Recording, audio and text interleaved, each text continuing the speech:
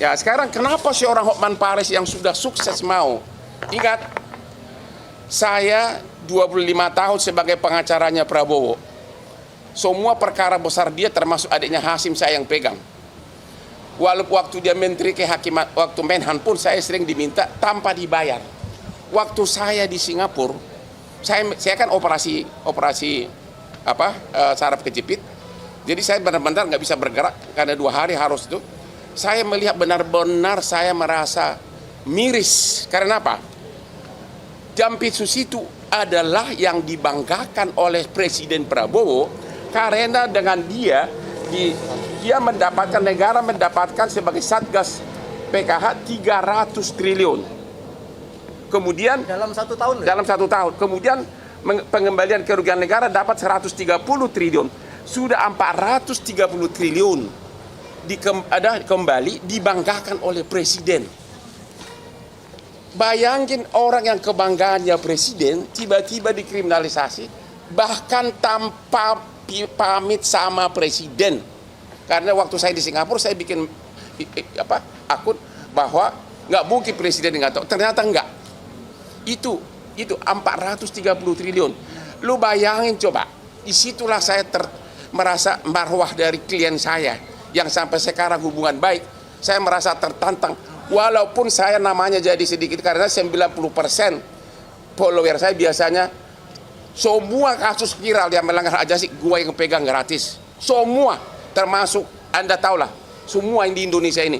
Mereka kalau ke Komnas nggak laku kasusnya. Kalau saya yang viral bom. Sudah 10 tahun saya begitu.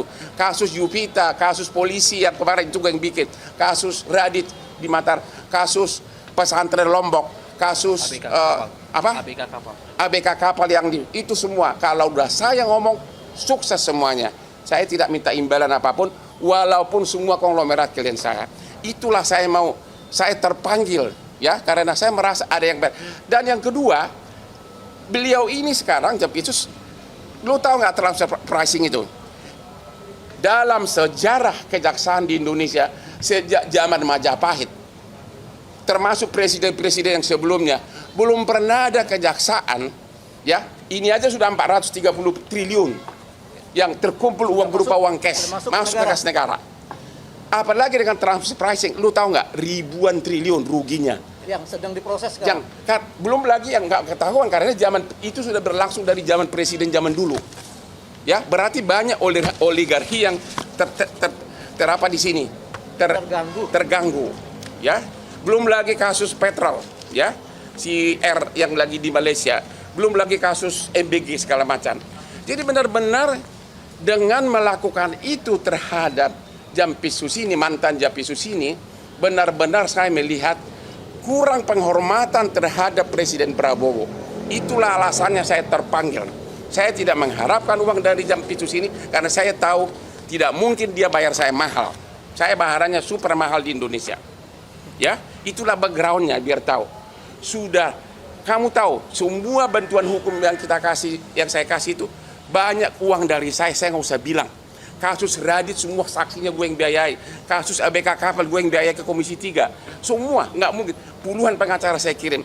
Jadi bagi follower saya yang merasa kok Hotman sekarang jadi begitu, yang semula 95% sebagai pengagum saya, silahkan gue ambil resiko itu. Tapi di mana logikanya? Seorang bawahannya presiden, ya, justru mentersangkakan, mempermalukan bawahan yang lain yang adalah kebanggaan presiden yang telah mengembalikan uang kepada negara 430 triliun cash. Dengan cara seperti ini. Dengan cara tanpa diperiksa saksi, langsung bung. Anda jawab sendiri, ada apa? Memang tujuannya sudah terkabul, akhirnya dia mundur, sudah menang. Tapi hukum akan berjalan terus. Itulah background saya.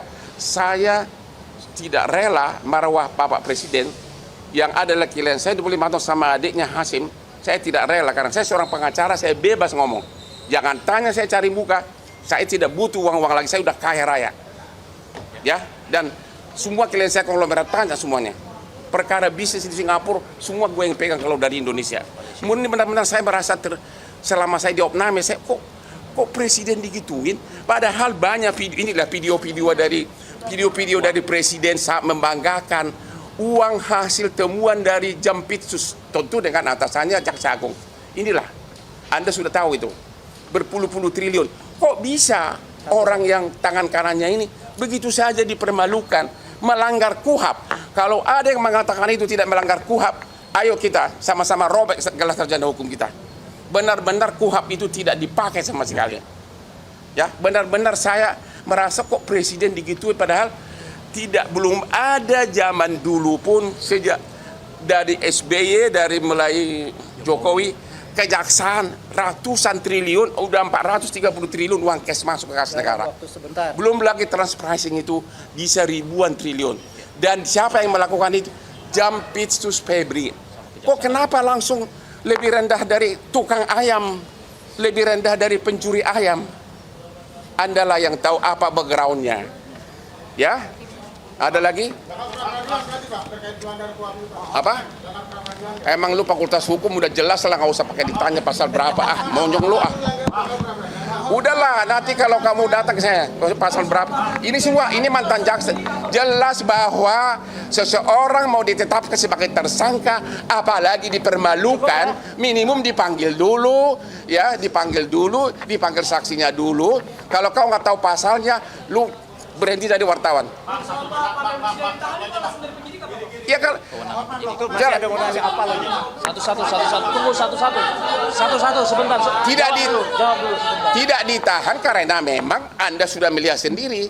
Anak SD pun mengatakan bahwa itu bukan tindak pidana, belum ada bukti. Kami sudah mengajukan permohonan untuk tetap tidak ditahan. Satu. Tadi dengan alasan karena beliau ini begitu ditetapkan tersangka mengundurkan diri. Itu artinya kooperatif, mempersilakan pemeriksaan secara profesional tanpa intervensi. Tidak mau mengintervensi. Oke. Selanjutnya kedua, karena sudah tidak Jampitsus, dia tidak bisa mengatur apapun yang ada di dalam sini lagi. Sudah ada PLT-nya. Ketiga, barang buktinya pun sudah dikuasai oleh penyidik.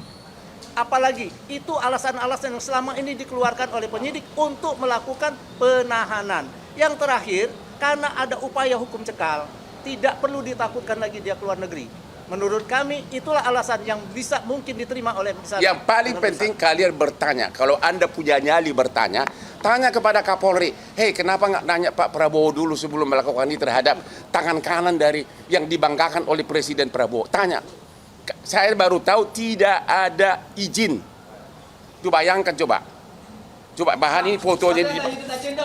Hah? Ada hidden agenda dong berarti ya? Tanya kakekmu, masa tanya gua?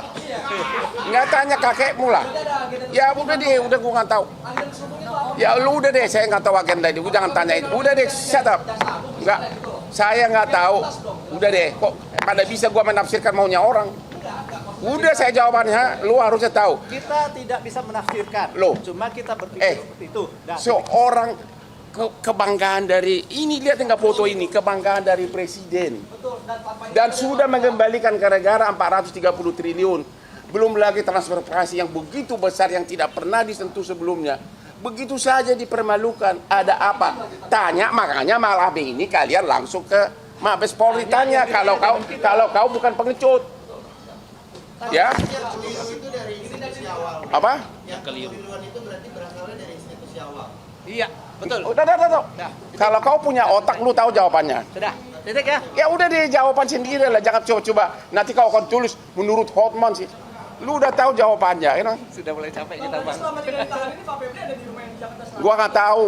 Kita enggak tiap hari nempel ke dia, ketemu Ya. sekali aja tadi sudah selesai ya. Udah jelas? Gitu. Jadi unsur hukumnya tidak dipenuhi, unsur dari segi sopan santun, penghormatan terhadap atasan juga tidak ada. Itu terjadi, bayangkan coba. Andalah yang tahu. Oke? Kalau ada anak Anda yang sangat membanggakan, Anda sudah menghasilkan duit bagi keluarga, tiba-tiba oleh anak yang lain langsung dipermalukan. Apa? Yang malu duluan adalah bapaknya. Makanya saya bilang, saya maju, ya. Saya tidak mengharapkan apa-apa dari presiden. Lo tahu gua dikasih jabatan apapun, termasuk menggantikan siapa itu, si Pigai, gua nggak akan mau, nggak tertarik gua. Walaupun perlindungan HAM sudah ribuan kasus dari gue, dari Kopi Joni, tanpa imbalan apapun. Modal saya hanya 1 handphone. Begitu saya teriak, habis semua. Semua penyidik langsung kocar kacir. That's me, Hotman Paris. Teman dekat MB dulu. Oke, cukup ya. Terima kasih banyak semua ya. Mari.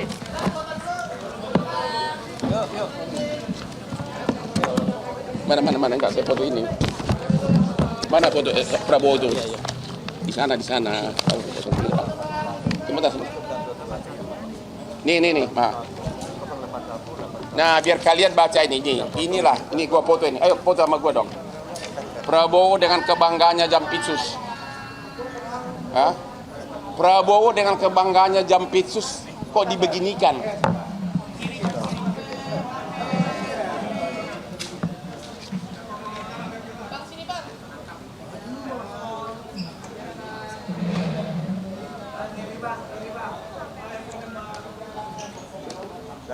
Sudah. Sudah cukup, terima kasih semua ya. Bawa tuh, dia mau pulang. Ya.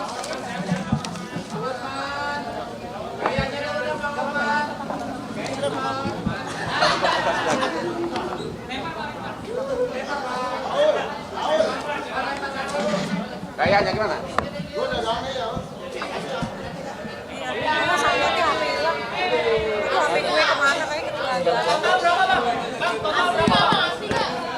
Jadi bilang kepada fans saya sudah dugaan, termasuk follower saya juga, saya tidak mencari uang. Saya benar-benar Nanti teleponnya. saya menjaga marwah jadi presiden kita, raja kita dan klien saya.